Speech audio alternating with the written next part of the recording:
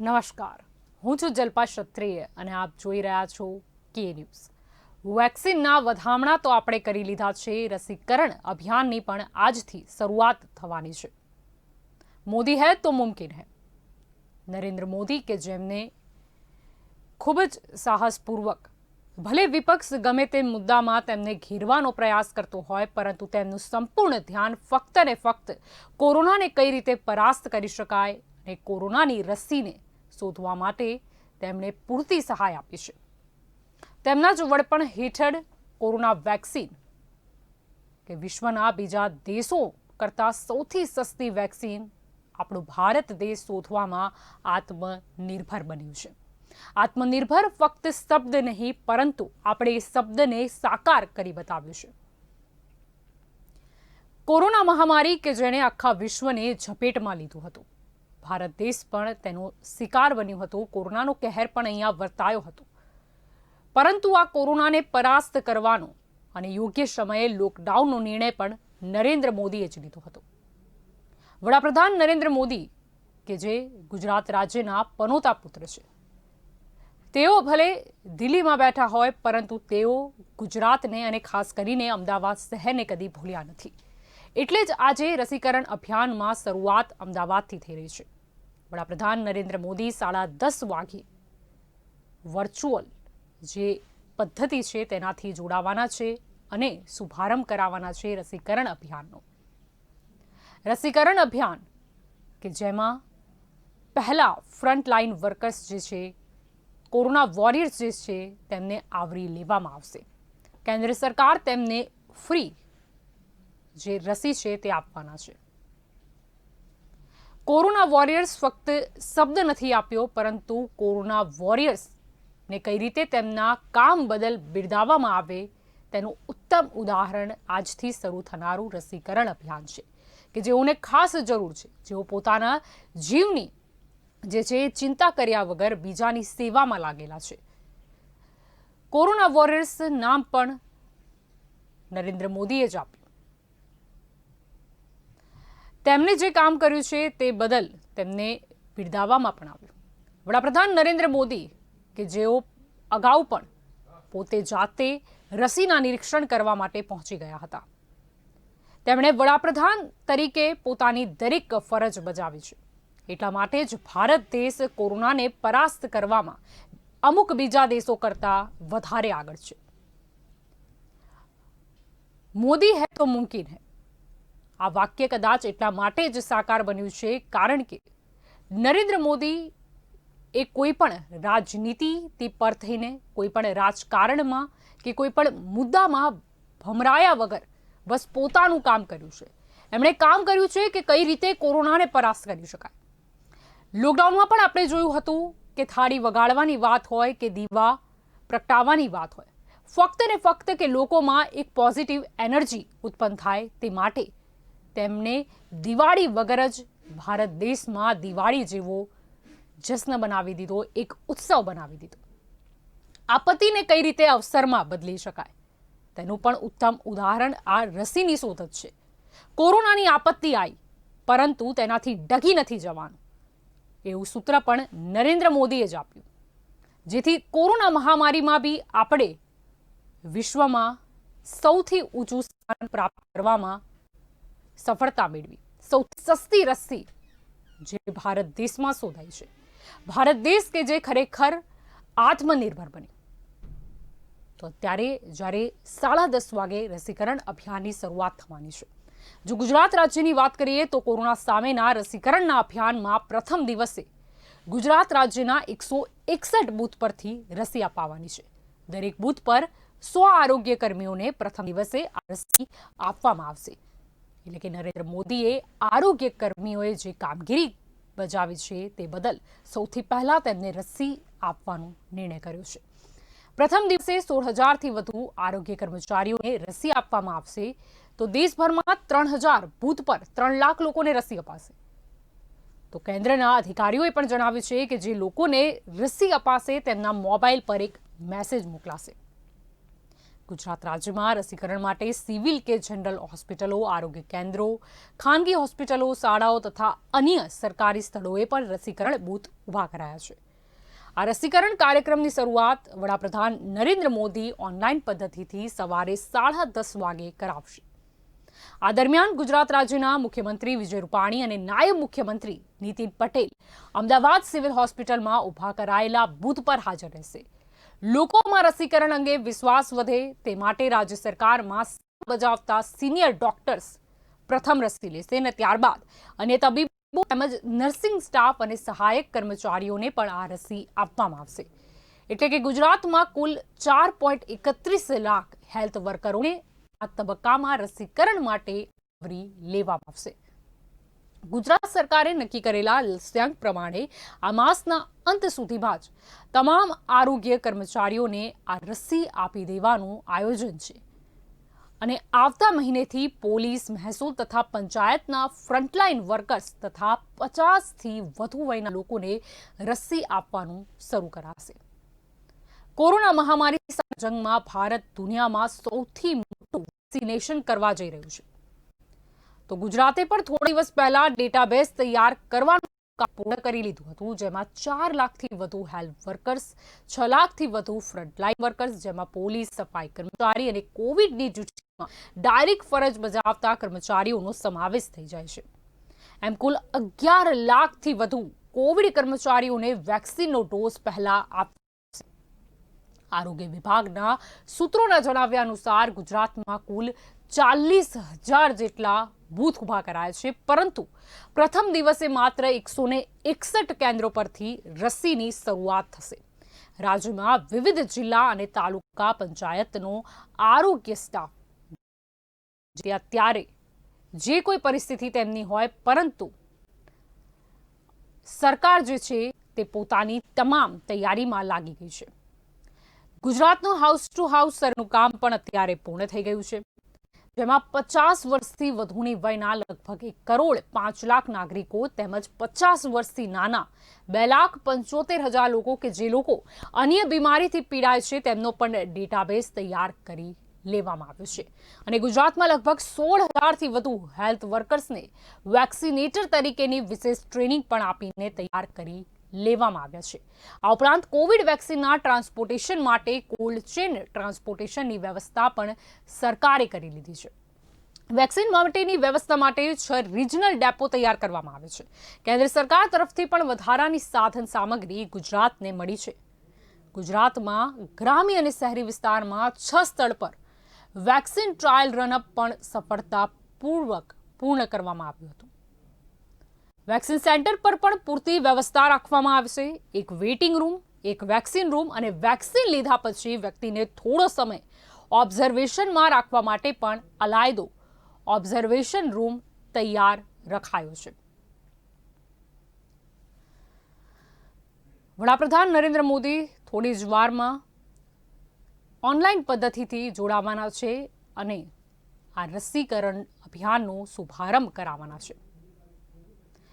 વડાપ્રધાન નરેન્દ્ર મોદી કે જેમણે કોરોના કાળમાં કોઈ પણ ચિંતા કર્યા વગર જે સરકારી તિજોરી છે તે લોકોના સ્વાસ્થ્ય માટે, આરોગ્યની સેવાઓ માટે ખુલ્લી મૂકી હતી. તેમણે સૂત્ર જે આપ્યું છે આત્મનિર્ભર, એટલા માટે આપ્યું છે કારણ કે આ મહામારી શીખવે છે કે જ્યારે બીજા દેશો સાથે આપણા માલ સામાનનો વ્યવહાર ખોટવાય છે અથવા તો આવી વૈશ્વિક મહામારી કે જ્યારે અર્થતંત્ર પર પણ અસર પડે છે, ત્યારે ભારતને આત્મનિર્ભર બનાવવું ખૂબ જ જરૂરી છે. આ આપત્તિ ભલે આવી, પરંતુ અવસરમાં તેને પલટવામાં આવી છે. કોરોના મહામારી કે જેમાં ઘણા લોકોએ જીવ ગુમાવ્યો, પરંતુ જે લોકો અત્યારે પણ આરોગ્યની દ્રષ્ટિએ કદાચ બીમાર છે અથવા તો જે લોકો ને કદાચ કોવિડનો ખતરો છે, હવે તે ખતરામાં આ જે વેક્સિનેશન છે તેનાથી રાહત મળશે. વડાપ્રધાન નરેન્દ્ર મોદી ક્યાંક આપણે જોયું કે લોકડાઉન દરમિયાન વિપક્ષ જે હિન્દુસ્તાની મજૂરો છે તેના ઉપર રાજનીતિ કરવામાં લાગ્યું હતું, ત્યારે વડાપ્રધાન નરેન્દ્ર મોદી અનાજ વિતરણમાં લાગ્યા હતા. વડાપ્રધાન નરેન્દ્ર મોદીએ થાળી વગાડવાની વાત હોય કે દીવા પ્રગટાવવાની વાત હોય, ફક્ત ને ફક્ત લોકોમાં આત્મવિશ્વાસ ઉદ્ભવે, લોકો કે જે કોરોના મહામારીને ભૂલીને પોતાના જે માનસિક તણાવ છે તેને ભૂલીને આ દીવા પ્રગટાવીને એક પોઝિટિવ એનર્જી પ્રાપ્ત કરે. જ્યારે વિપક્ષ લોકોને ભડકાવતું હતું ત્યારે એક પોઝિટિવ થિંકિંગ લોકો લે, એટલા માટે વડાપ્રધાન નરેન્દ્ર મોદી તેમને મોટિવ કરતા હતા. આ લોકડાઉન દરમિયાન આ કોરોના કાળમાં આપણે જોયું કે કેટલી વાર નરેન્દ્ર મોદી એ ડાયરેક્ટ 130 કરોડ જે ભારતીયો છે તેમની સાથે વાતચીત કરી. આ એટલા માટે જરૂરી હતું કારણ કે લોકો આજે કોરોના મહામારી છે તેનાથી ભયભીત ના થઈ જાય, તેઓ માનસિક તણાવમાં વધારે બીમાર ન બને, તે માટે મોટિવેશન આપવાનું કામ વડાપ્રધાન નરેન્દ્ર મોદીએ કર્યું છે. ભારત દેશ કે જેમણે કોરોના કાળમાં જે બીજા દેશો છે તેમાં પણ વાહવાઈ લૂંટી, એનું કારણ ફક્ત ને ફક્ત નરેન્દ્ર મોદી છે. કારણ કે આખા વિશ્વએ જોયું કે આપણે ભલે આપત્તિમાં હતા પરંતુ કેવા હસતા મુખે આપણે તેનો સામનો કર્યો. લોકડાઉનનો નિર્ણય કે જે આપણા દેશમાં બરાબર સમય લેવાય, નહીં તો કદાચ ભારત દેશમાં જે મૃત્યુ પામનારાઓની સંખ્યા કદાચ આનાથી વધારે ખરાબ હોઈ શકતી હતી, આ આંકડો વધારે ભયાનક હોઈ શકતો હતો. પરંતુ યોગ્ય રીતે લીધેલા નિર્ણયને કારણે કોરોના મહામારીની જો વાત કરીએ તો બીજા દેશો કરતાં આપણી પરિસ્થિતિ વધારે સારી રહી. વેક્સિનેશન માટે પણ ખૂબ જ જરૂરી છે કે તેની પૂર્ણ તૈયારી કરવામાં આવે. તો વડાપ્રધાન નરેન્દ્ર મોદી હવે જોડાઈ ગયા છે. રસીકરણ અભિયાનનો શુભારંભ કરાવવા માટે વડાપ્રધાન નરેન્દ્ર મોદી અત્યારે જોડાઈ ગયા છે. सवाल था कि कोरोना की वैक्सीन कब आएगी, तो अब कोरोना की वैक्सीन आ गई है, बहुत कम समय में आ गई है. अब से कुछ ही मिनट बाद भारत में दुनिया का सबसे बड़ा टीकाकरण अभियान शुरू होने जा रहा है. मैं सभी देशवासियों को इसके लिए बहुत बहुत बधाई देता हूं. आज वो वैज्ञानिक, वैक्सीन रिसर्च से जुड़े अनेकों लोग विशेष रूप से प्रशंसा के हकदार हैं, जो बीते कई महीनों से कोरोना के खिलाफ वैक्सीन बनाने में जुटे थे, दिन रात जुटे थे. न उन्होंने त्योहार देखा है, न उन्होंने दिन देखा है, न उन्होंने रात देखी है. आमतौर पर एक वैक्सीन बनाने में बरसों लग जाते हैं, लेकिन इतने कम समय में एक नहीं, दो मेड इन इंडिया वैक्सीन तैयार हुई है. इतना ही नहीं, कई और वैक्सीन पर भी काम तेज गति से चल रहा है. ये भारत के सामर्थ्य, भारत की वैज्ञानिक बनाने में बरसों लग जाते हैं, लेकिन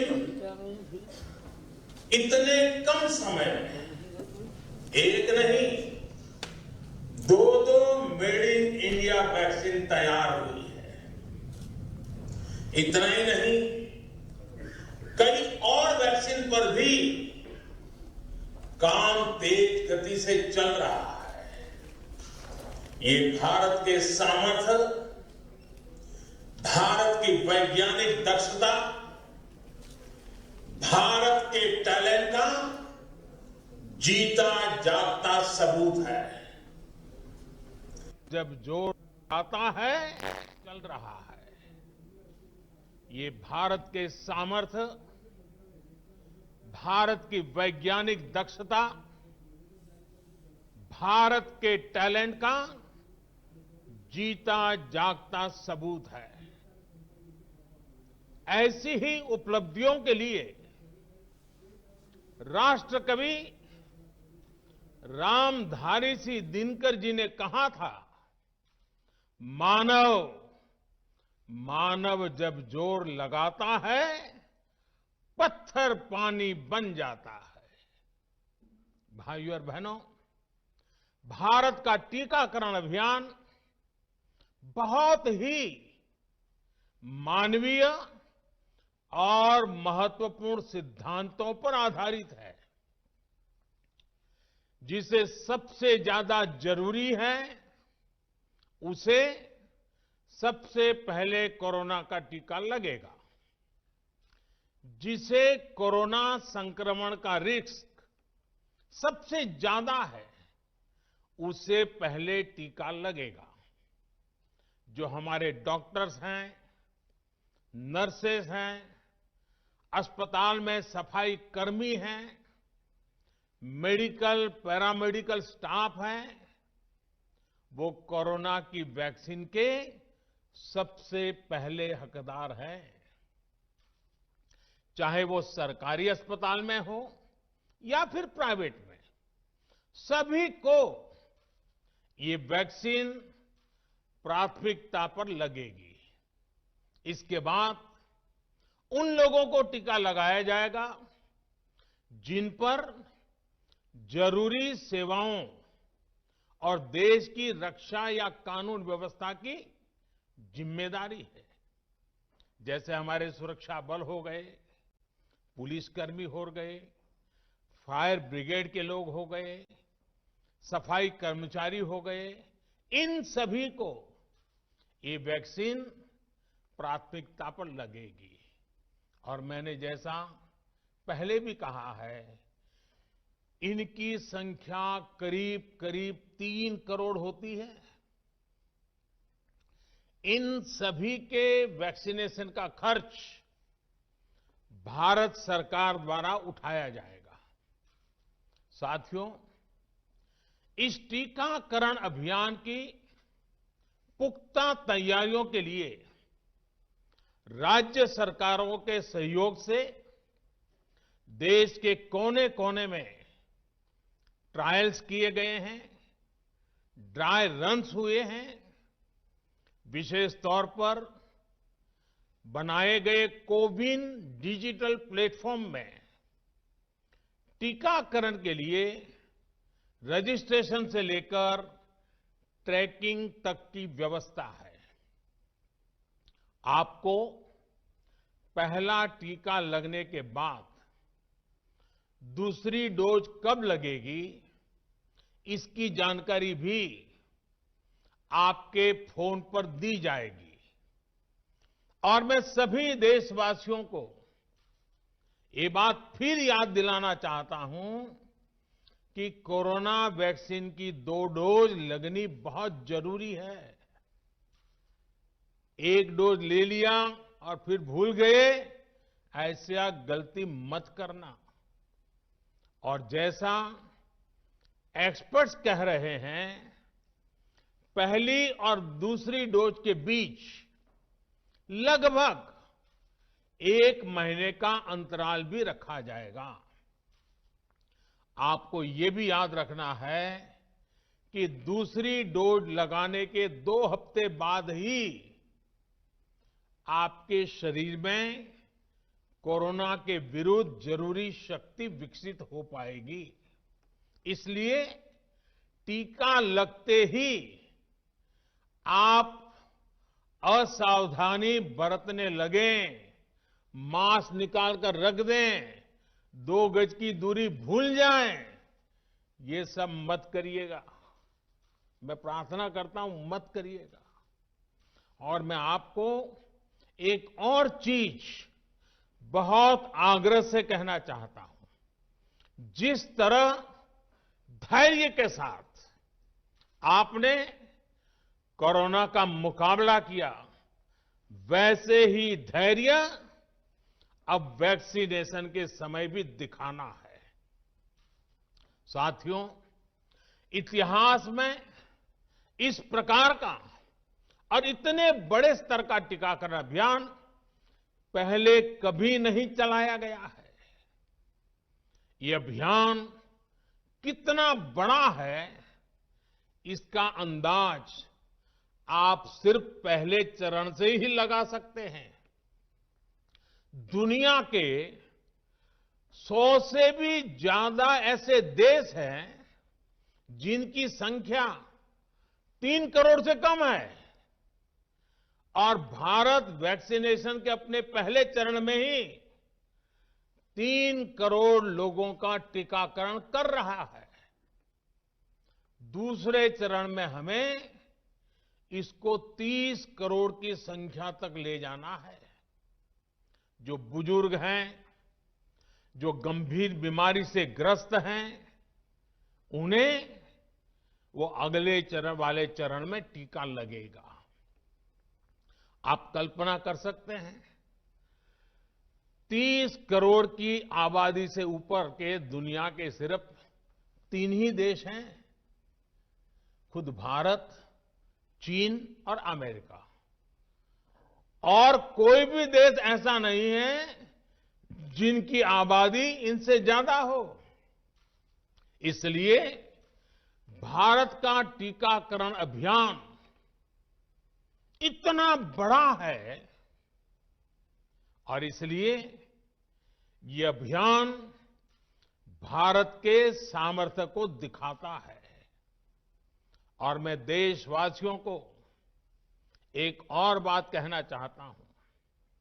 हमारे वैज्ञानिक, हमारे एक्सपर्ट्स जब दोनों मेड इन इंडिया वैक्सीन की सुरक्षा और प्रभाव को लेकर आश्वस्त हुए, तभी उन्होंने इसके इमरजेंसी उपयोग की अनुमति दी है।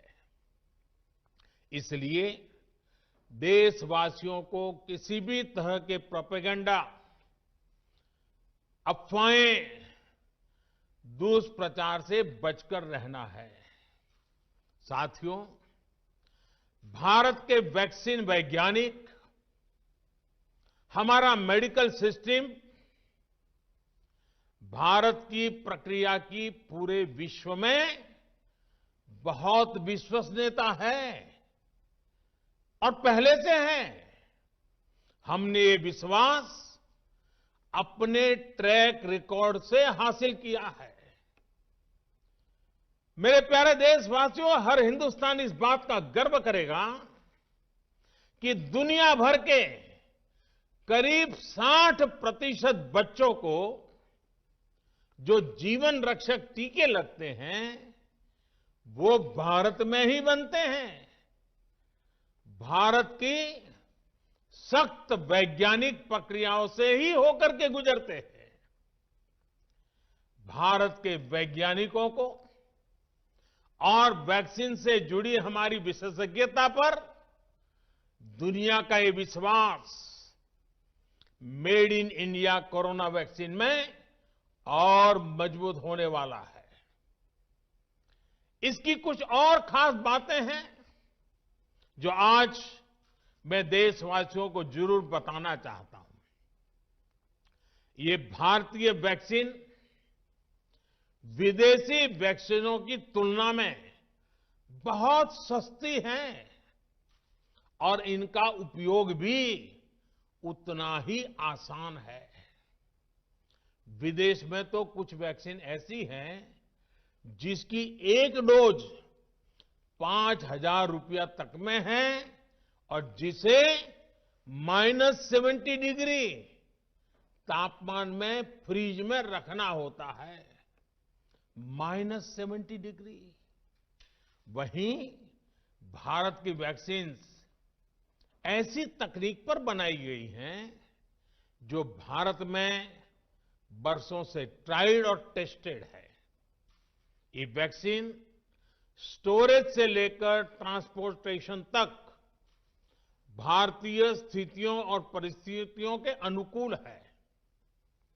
यही वैक्सीन अब भारत को कोरोना के खिलाफ लड़ाई में निर्णायक जीत दिलाएगी। साथियों, कोरोना से हमारी लड़ाई आत्मविश्वास और आत्मनिर्भरता की रही है। इस मुश्किल लड़ाई से लड़ने के लिए हम अपने आत्मविश्वास को कमजोर नहीं पड़ने देंगे। ये प्रण हर भारतीय में दिखाई दिया है। संकट कितना ही बड़ा क्यों न हो, देशवासियों ने कभी आत्मविश्वास खोया नहीं। जब भारत में कोरोना पहुंचा, तब देश में कोरोना टेस्टिंग की एक ही लैब थी। हमने अपने सामर्थ्य पर विश्वास रखा और आज 2300 से ज्यादा लैब्स का नेटवर्क हमारे पास है। शुरुआत में हम mask, PPE kit, testing kits, ventilators जैसे जरूरी सामान के लिए भी विदेशों पर निर्भर थे। आज इन सभी सामानों के निर्माण में हम आत्मनिर्भर हो गए हैं और इनका निर्यात भी कर रहे हैं। आत्मविश्वास और आत्मनिर्भरता की इसी ताकत को हमें टीकाकरण के इस दौर में भी सशक्त कर रहा है। साथियों, महान तेलुगु कवि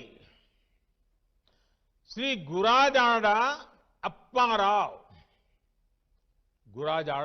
राव ने कहा था, सौंत लाभम कौंत मानुको, सौंत लाभ कौंत मानुको, पौरु गुवाडिकी तोड़ू पाड़बोए,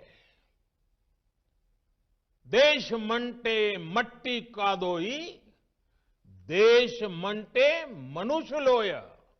यानी हम दूसरों के काम आए, ये निस्वार्थ भाव हमारे भीतर रहना चाहिए।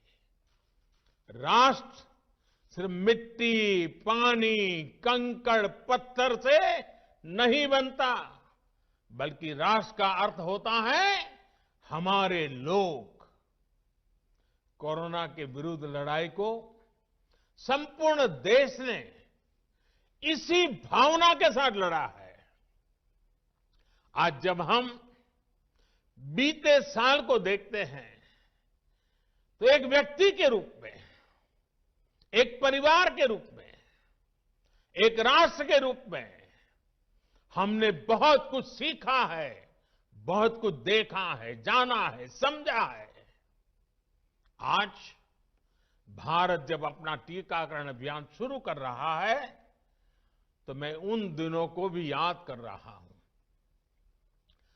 कोरोना संकट का वो दौर जब हर कोई चाहता था कि कुछ करें, लेकिन उसको उतने रास्ते नहीं सूझते थे।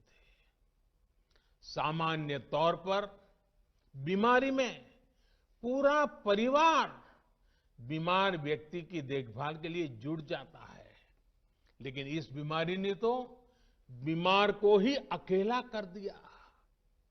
अनेकों जगह पर छोटे छोटे बीमार बच्चों को मां से दूर रहना पड़ा।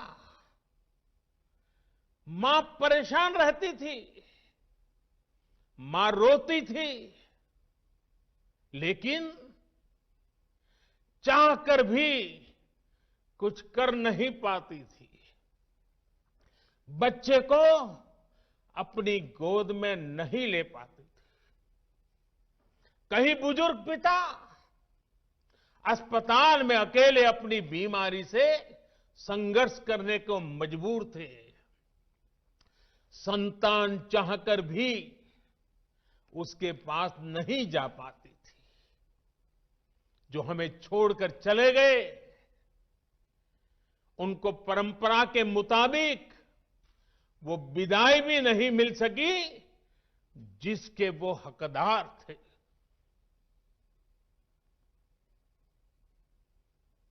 जितना हम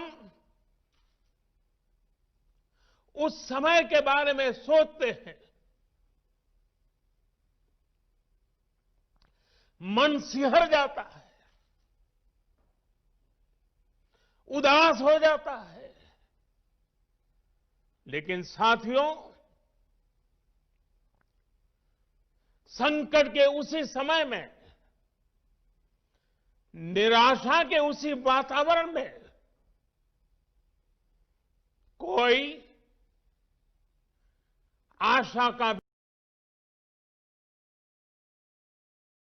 पुलिस के साथी और दूसरे फ्रंटलाइन वर्कर्स, उन्होंने मानवता के प्रति अपने दायित्व को प्राथमिकता दी। इनमें से अधिकांश तब अपने बच्चों, अपने परिवार से दूर रहे, कई कई दिन तक घर नहीं गए।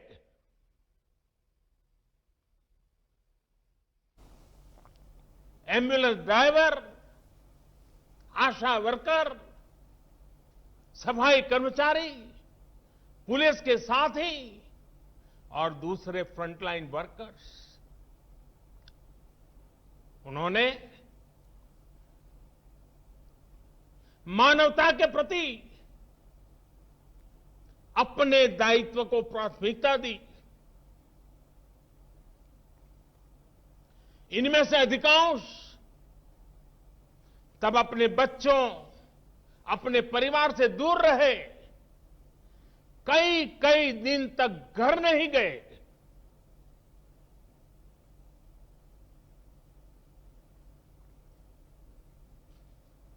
सैकड़ों साथी ऐसे भी हैं जो कभी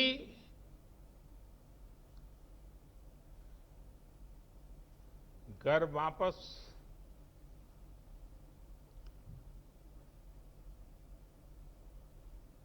लौट ही नहीं आ पाए। उन्होंने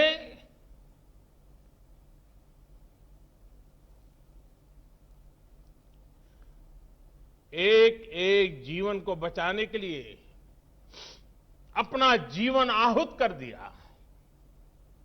इसलिए आज कोरोना का पहला टीका स्वास्थ्य सेवा से जुड़े लोगों को लगाकर एक तरह से समाज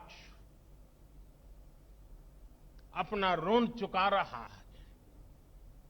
ये टीका उन सभी साथियों के प्रति कृतज्ञ राष्ट्र की आदरांजलि भी है। भाइयों और बहनों, मानव इतिहास में अनेक विपदाएं आई, महामारियां आई, भीषण युद्ध हुए, लेकिन कोरोना जैसी चुनौती की किसी ने कल्पना नहीं की थी।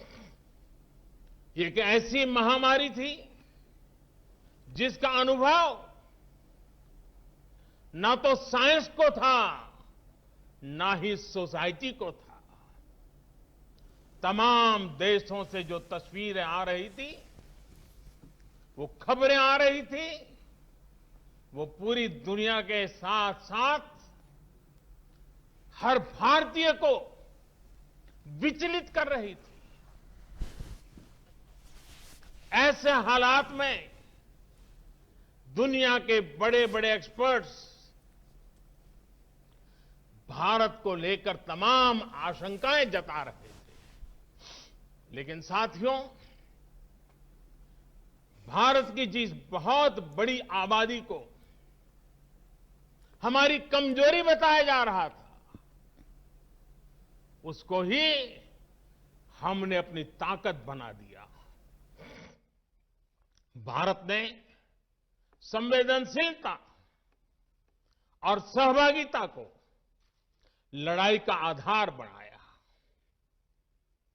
भारत ने 24 घंटे सतर्क रहते हुए, हर घटनाक्रम पर नजर रखते हुए सही समय पर सही फैसले लिए। 30 जनवरी को भारत में कोरोना का पहला मामला मिला, लेकिन इसके 2 सप्ताह से भी पहले भारत एक हाई लेवल कमिटी बना चुका था। पिछले साल आज का ही दिन था जब हमने बाकायदा सर्वेलांस शुरू कर दिया था। 17 जनवरी 2020 वो तारीख थी जब भारत ने अपनी पहली एडवाइजरी जारी कर दी थी।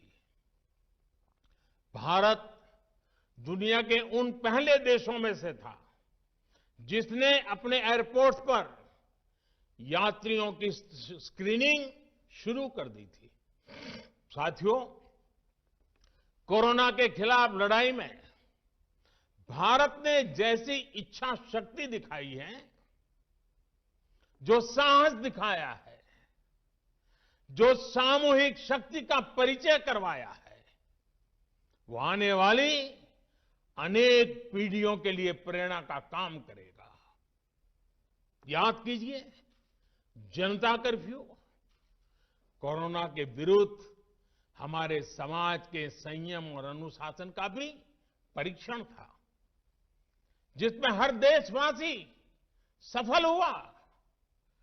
जनता कर्फ्यू ने देश को मनोवैज्ञानिक रूप से लॉकडाउन के लिए तैयार किया। हमने ताली, थाली और दिया जलाकर देश के आत्मविश्वास को ऊंचा रखा।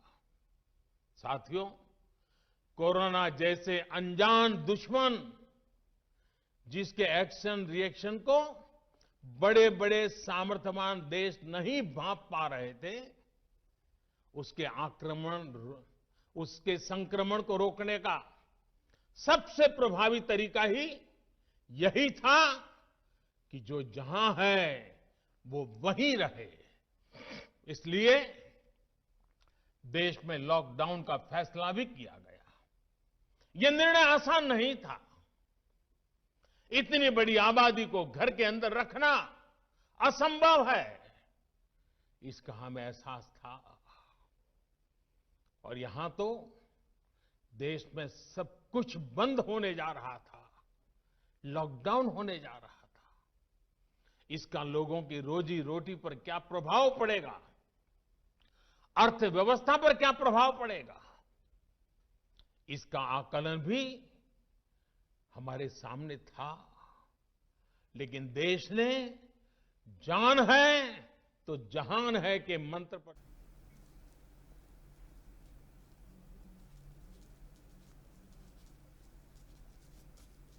और हम सभी ने ये देखा है कि कैसे तुरंत ही पूरा देश, पूरा समाज इस भावना के साथ खड़ा हो गया।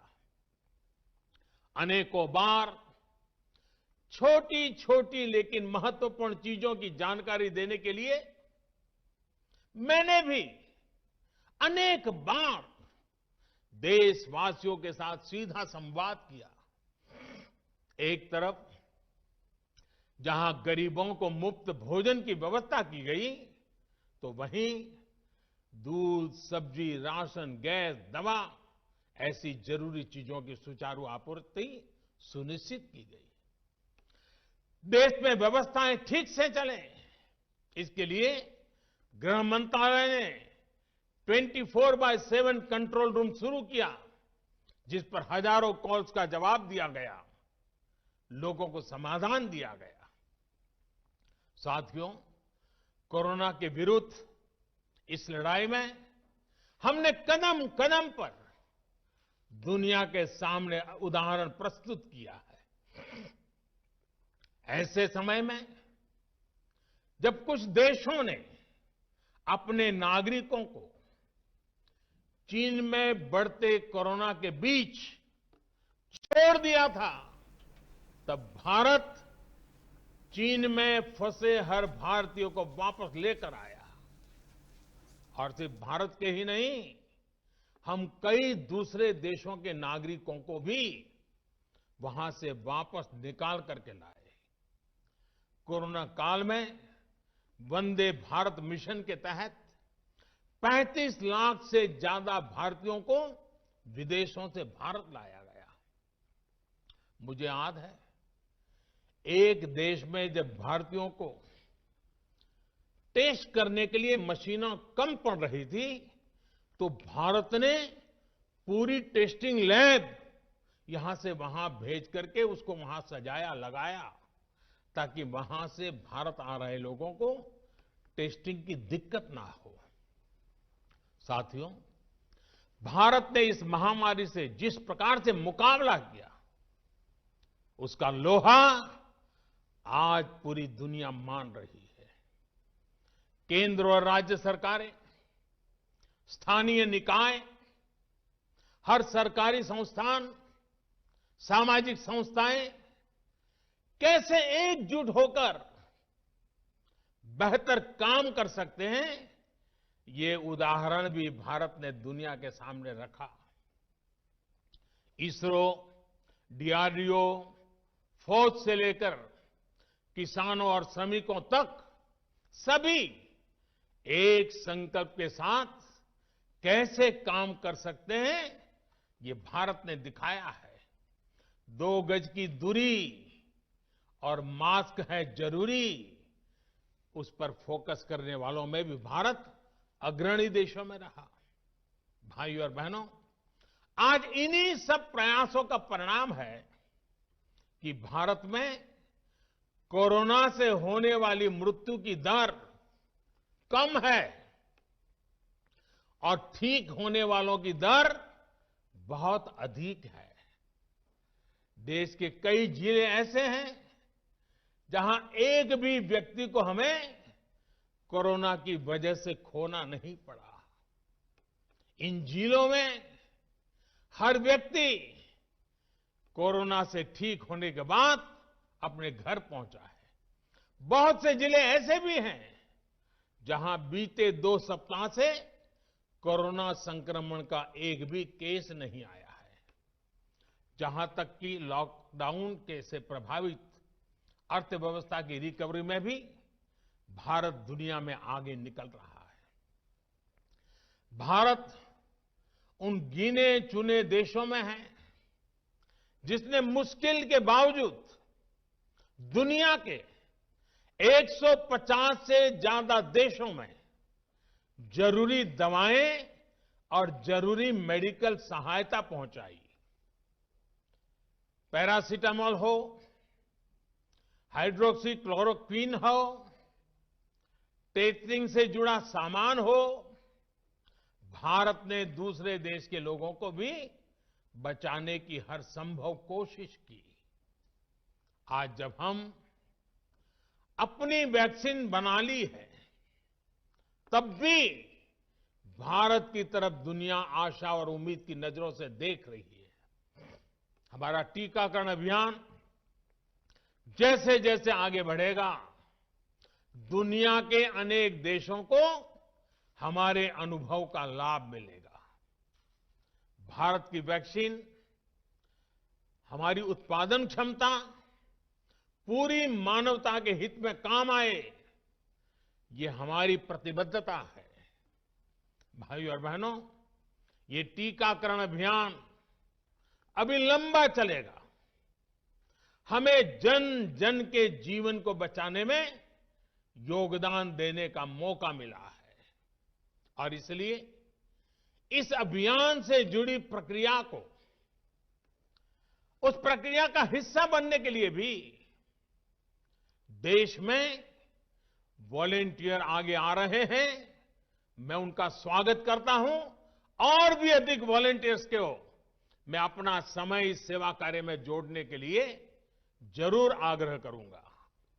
हां, जैसा मैंने पहले कहा, मास्क, 2 गज की दूरी और साफ सफाई, ये टीके के दौरान भी और बाद में भी जरूरी रहेंगे। टीका लग गया तो उसका अर्थ ये नहीं कि आप कोरोना से बचाव के दूसरे तरीके छोड़ दें। अब हमें नया प्रण लेना है। दवाई भी, कड़ाई भी। दवाई भी, कड़ाई भी। आप सभी स्वस्थ रहें, इसी कामना के साथ इस टीकाकरण अभियान के लिए पूरे देश को बहुत बहुत शुभकामनाएं देता हूं। देश के वैज्ञानिकों का, रिसर्चर्स का, लैब में जुड़े हुए सब लोगों का, जिन्होंने पूरे साल एक ऋषि की तरह अपनी लैब में जीवन खपा दिया और ये वैक्सीन देश और मानवता को दी है। मैं उनको भी विशेष रूप से अभिनंदन करता हूं, उनका आभार व्यक्त करता हूं। मेरी आप सबको बहुत बहुत शुभकामनाएं हैं। आप जल्द इसका लाभ उठाएं, आप भी स्वस्थ रहें, आपका परिवार भी स्वस्थ रहें, पूरी मानव जात इस संकट की घड़ी से बाहर निकले और स्वस्थता हम सबको प्राप्त हो, इसी एक कामना के साथ आप सबका बहुत बहुत धन्यवाद। परम आदरणीय प्रधानमंत्री जी से अनुरोध है कि रिमोट बटन दबाकर विश्व के सबसे बड़े वैक्सीनेशन कार्यक्रम का औपचारिक प्रारंभ करने की कृपा करें।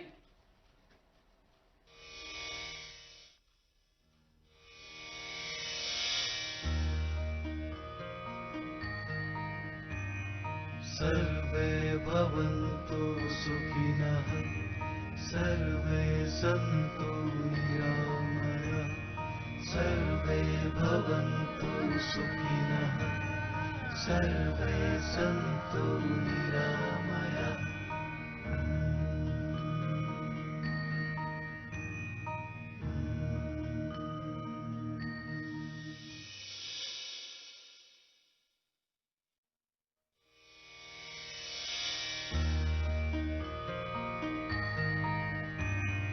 सर्वे भवन्तु सुखिनः, सर्वे सन्तु निरामयाः, सर्वे भवन्तु सुखिनः, सर्वे सन्तु निरामयाः।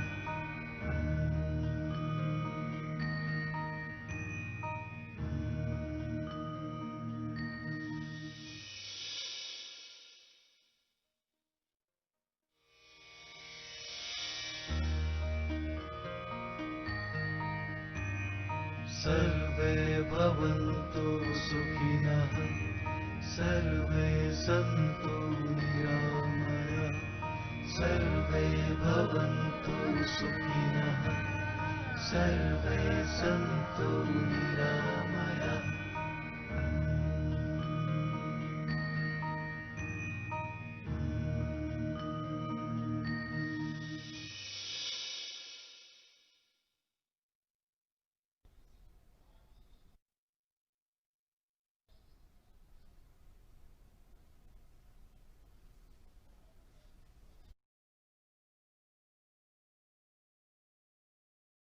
સર્વે સંતો નિરામયા, બધા સુખી થાય અને રોગ મુક્ત બને। ભારત દેશમાં વિશ્વની સૌથી મોટી ટીકાકરણ અભિયાનની શરૂઆત થઈ ગઈ છે। વડાપ્રધાન નરેન્દ્ર મોદીએ વર્ચ્યુઅલ માધ્યમથી આ રસીકરણની વિશ્વની સૌથી મોટા રસીકરણની શરૂઆત કરી છે। ભારત પછી આપણે વાત કરીએ તો ગુજરાત રાજ્યમાં રસીકરણની શરૂઆત થઈ છે। અને આ પ્રોગ્રામ અહીંયા પૂરો થાય છે એના પછી ટ્રોમા સેન્ટર ખાતે વેક્સિનેશન ડ્રાઈવ જે શરૂ થયેલી છે એનું લાઈવ વેક્સિનેશન, એના પછી ત્યાં આઇસોલેશન એની વ્યવસ્થા કરવામાં આવેલી છે। સાથે સાથે આજના જે બેનિફિશિયરી છે જેમાં ડૉક્ટર છે, પેરામેડિકલ સ્ટાફ છે, ક્લાસ 4 સ્ટાફ છે, એનું લિસ્ટ પણ આપવામાં આવેલું છે। એ ત્યાં આજે વેક્સિન લે છે।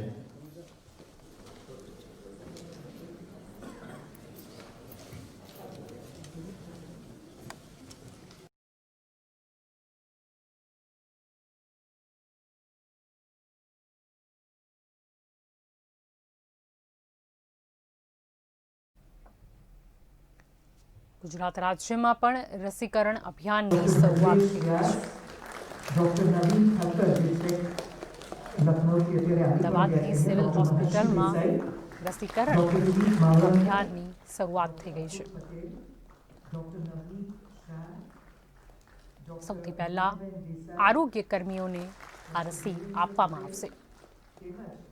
डॉक्टर केतन देसाई डॉक्टर भागोरिया આ બધા પ્રતિષ્ઠિત સૌથી પહેલા જ ડેટાબેઝ તૈયાર કરવામાં આવ્યો હતો। ડ્રાય રનનું પણ આયોજન પહેલા કરવામાં આવ્યું હતું, જે સફળ રહ્યું હતું। આજે સૌથી મોટા રસીકરણ અભિયાનની શરૂઆત થઈ ગઈ છે। આપ જોઈ રહ્યા છો કે મુખ્યમંત્રી વિજય રૂપાણી અને નાયબ મુખ્યમંત્રી નીતિન પટેલ ઉપસ્થિત છે આ રસીકરણ અભિયાનમાં।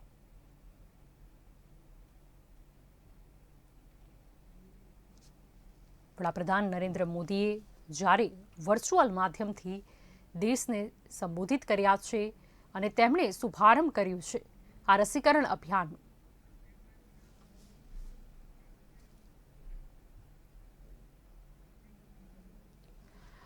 વેક્સિનના વધામણા। વડાપ્રધાન નરેન્દ્ર મોદી અત્યારે જોડાયા હતા વર્ચ્યુઅલ માધ્યમથી અને તેમણે શુભારંભ કર્યો છે આ સૌથી મોટા રસીકરણ અભિયાનનો, ટીકાકરણનો। વડાપ્રધાન નરેન્દ્ર મોદીએ તેમના સંબોધનમાં કોરોના કાળને પણ યાદ કર્યો। તેમણે દુઃખ પણ વ્યક્ત કર્યું કે કોરોના કાળમાં એ પરિસ્થિતિ હતી કે એક માતાને તેના નાના બાળકથી દૂર રહેવું પડ્યું હતું। એક બીમાર પિતાને તેના પુત્ર, તેના પરિવારજનોથી દૂર રહેવું પડ્યું હતું। આ સૌથી કપરી પરિસ્થિતિ હતી। વડાપ્રધાન નરેન્દ્ર મોદીએ એ પણ જણાવ્યું કે જ્યારે લોકડાઉન લાદવામાં આવ્યું હતું તે નિર્ણય અચાનકથી લેવો જરૂરી જ હતો, કારણ કે આજે કોરોનાની ચેન હતી તે તોડવા માટે ખૂબ જ જરૂરી હતું લોકડાઉન। તે સાથે તેમણે એ પણ વાત કરી કે ભારત દેશ આ કોરોના આપત્તિમાં આત્મનિર્ભર પણ બન્યું। પીપીઈ કિટ, ગ્લવ્સ હોય કે બીજા મેડિકલ સાધનો હોય, જે પહેલા બીજા દેશોથી આપણે લેતા હતા, તે આ કપરા કાળમાં ભારત દેશ તેનું ઉત્પાદન પોતે કરતું થયું।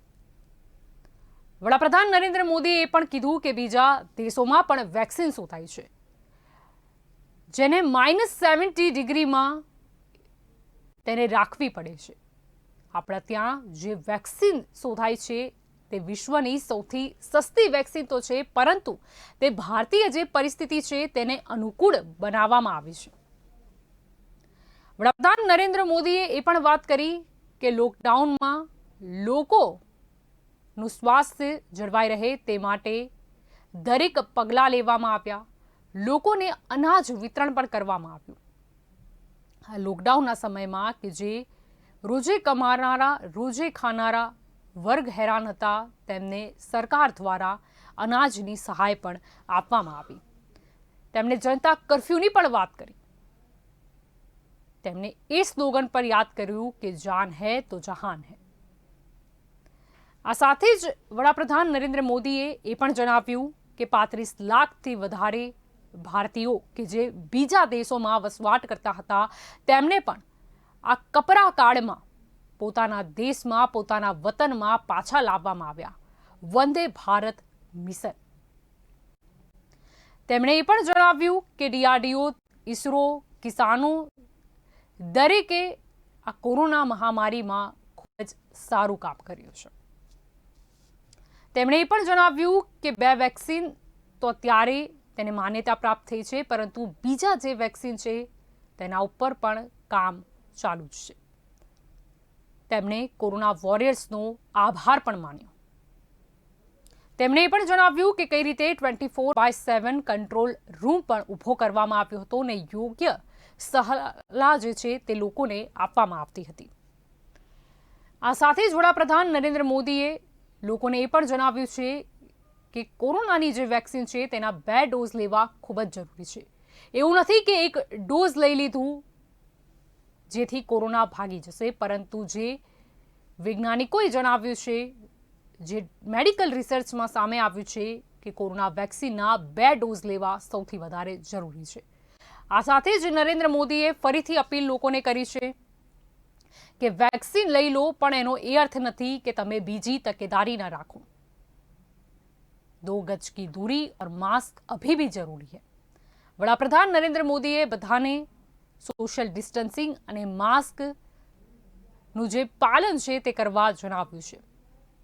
ભલે દવાઈ શોધી લેવામાં આવી છે, પરંતુ ઢીલાસનો અત્યારે કોઈ જ સ્કોપ નથી। અત્યારે ઢીલાસ કરવાનો કોઈ અર્થ નથી।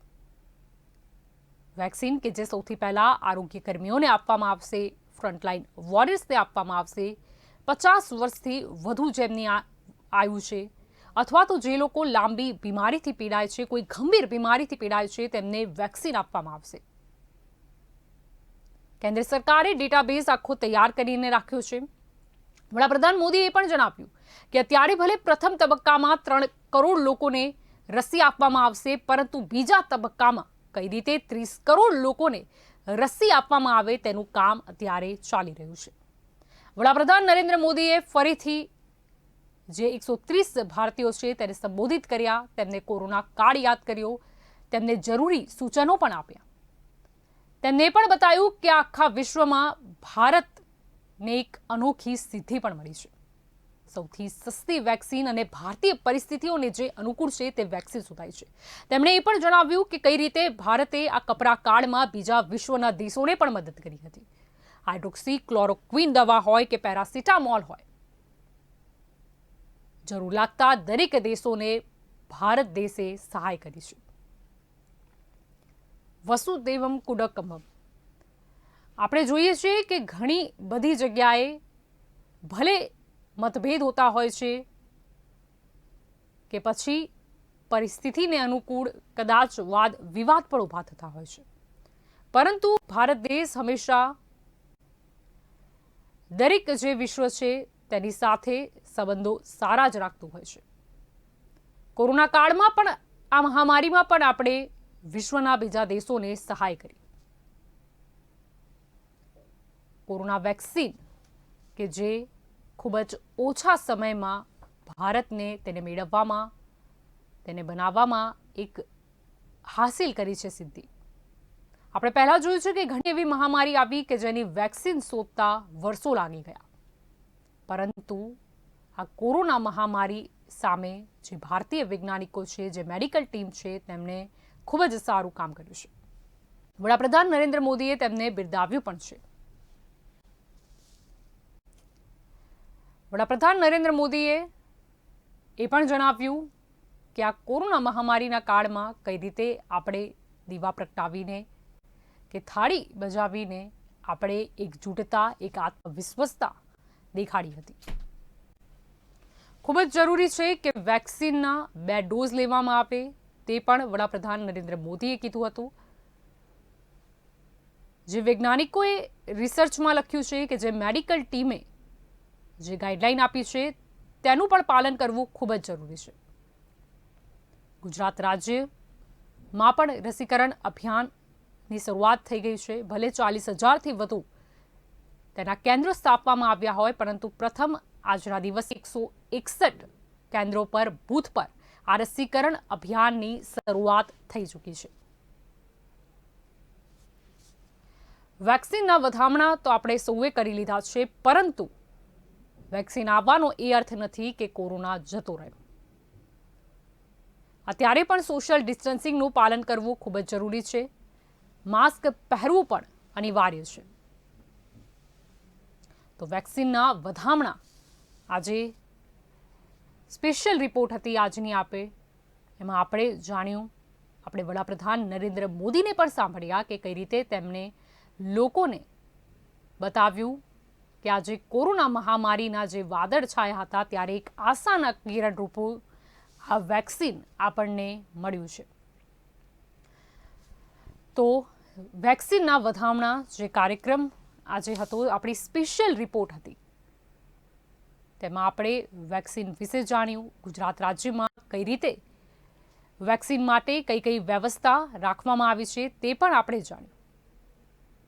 તો ફરીથી જે પણ કે ન્યૂઝના દર્શક મિત્રો છે તેમને ખાસ એક કે ન્યૂઝની અપીલ છે કે વેક્સિન આવી ગઈ છે તેનો એ અર્થ નથી કે આપ નિશ્ચિંત થઈ જાઓ, અત્યારે પણ કોરોના ગયો નથી। જેમ વડાપ્રધાન નરેન્દ્ર મોદીએ કીધું કે અત્યારે પણ 2 ગજ की दूरी और मास्क पहनना जरूरी है, એટલે આ બાબતનું ધ્યાન આપણે રાખીએ જેથી આપણે કોઈ સ્વસ્થ રહીએ। તો વેક્સિનના વધામણામાં અત્યારે બસ આટલું જ। વધુ સમાચાર માટે આપ જોડાયેલા રહેજો કે ન્યૂઝ સાથે। નમસ્કાર।